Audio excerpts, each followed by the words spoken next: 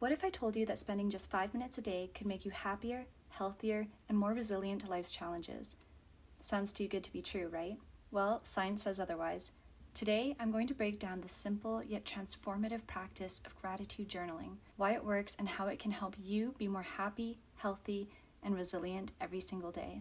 Gratitude journaling is one of the simplest yet powerful habits you can adopt for personal growth. A recent study published in JAMA Psychiatry followed 49,000 participants and found that those who practice gratitude regularly had a 9% lower risk of death, particularly from cardiovascular causes. It highlights how gratitude can lower stress, which directly impacts your physical health. Another study in the Journal of Occupational Health revealed that workers who engaged in weekly gratitude journaling experienced significant reductions in perceived stress and depression compared to those who didn't. This reinforces how gratitude can improve mental resilience and emotional balance, even in challenging environments. Here's the thing, it's not just about writing random thank yous, right? True gratitude journaling is about taking a moment to reflect deeply on the good in your life, big or small. And when you do, you'll notice that your perspective starts to shift. Think about it. How often do we focus on what's missing instead of appreciating what's already there? Gratitude journaling flips that script. It trains your brain to look for the positive, even on tough days. So how does gratitude journaling have such a profound impact? First, it helps rewire your brain. Psychologists call it the negativity bias, our tendency to dwell on the bad more than the good. By consciously focusing on gratitude, you're training your brain to notice the positives more often. Second, gratitude improves relationships. When you take time to appreciate others, you naturally strengthen your connections. This is a really important one, especially if you're feeling disconnected to the ones you care about the most. You might find yourself saying thank you more, giving more compliments, or simply being kinder. Lastly, gratitude journaling is an antidote to stress. Research shows that focusing on what you're thankful for reduces cortisol levels, the hormone associated with stress. It's like giving your mind a little dose of calm each day. So I want to share a few prompts to help you get started, but before we get into those, I want to touch on when gratitude feels impossible, because I get it. Let's be real, right? There are days when it's going to feel like there's absolutely nothing to be grateful for. Maybe the whole day was a mess. Things went wrong at work, you had a fight with a loved one, and it just felt like the world was against you today. I get it. Life can be hard. Gratitude is not about ignoring the tough stuff or pretending everything's fine. On tough days, when external positives can feel distant or hard to identify, turning gratitude inward can serve as an anchor.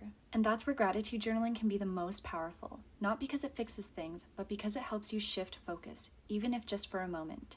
On the toughest days, gratitude doesn't have to be about anything external. It can simply be an act of love for yourself. We don't need to force positivity. If you feel there's nothing to write, just acknowledge how you feel. Write, today was hard, and I'm struggling to find something good, but I'm still here, and that still counts for something. Gratitude can be as simple as saying, I am proud of myself for making it through today. On those difficult days, gratitude is about self-compassion and love, not from what happened around you. And that self-love can be the starting point of healing and hope. By embracing gratitude as an act of self-love, you create a safe space for yourself to acknowledge the struggles and the resilience that carries you through them. On those tough days, let your gratitude journal be a reminder that even amidst challenges, your perseverance is worth celebrating. And that's a powerful thing. Starting a gratitude journal is super simple, but like with any other habit, consistency is key. Here are 3 tips to building this habit. 1, pick a time. Choose a time of day that works for you. It can be first thing in the morning or just before bed. My gratitude practice usually happens before or in bed. I find that this practice really helps me calm down if I've had a really busy or stressful day, and helps me focus my thoughts in a positive way, and also helps curb any anxious thoughts that I have been carrying throughout the day. Tip number 2, keep it simple. You don't need an overly complicated notebook or long essays. A few sentences are enough. Tip number 3, be specific. Instead of writing, I'm grateful for my family, try something like, I'm grateful for the funny conversation I had with my sister today. Specificity deepens the practice. Okay, so here are 3 practical prompts to help you get started with this gratitude practice. What is one thing that made you smile today? If anything. 2, who's someone you're grateful for and why? It can be a small act of kindness that you experienced today, or someone in general in your life. What's a challenge you faced recently, and what did it teach you? What lesson did you gain from it? I chose these 3 prompts because they touch on 3 different areas of life: the day-to-day, your relationships, and even your struggles. It's not about ignoring any challenges you may be facing, but finding joy and meaning alongside them. So I invite you to start today.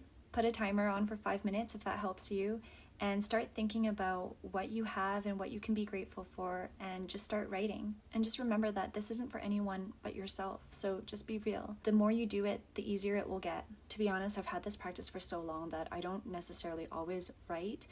Sometimes it is just me lying in bed and consciously thinking about what I do have in my life that I can be grateful for, and that works just as well for me. Because I journal regularly anyways, with the gratitude practice, it is something that is more of a tool to help calm myself and help me sleep easier. So that's my personal practice of it, but do what works for you. And I always suggest, if you're just starting out, to start by writing, because the physical aspect of this will help you build that habit a little easier than if you're just like, oh, I'll think about this later.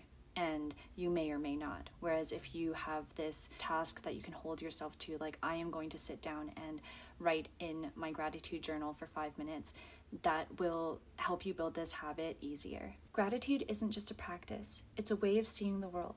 So let's start shifting our perspective.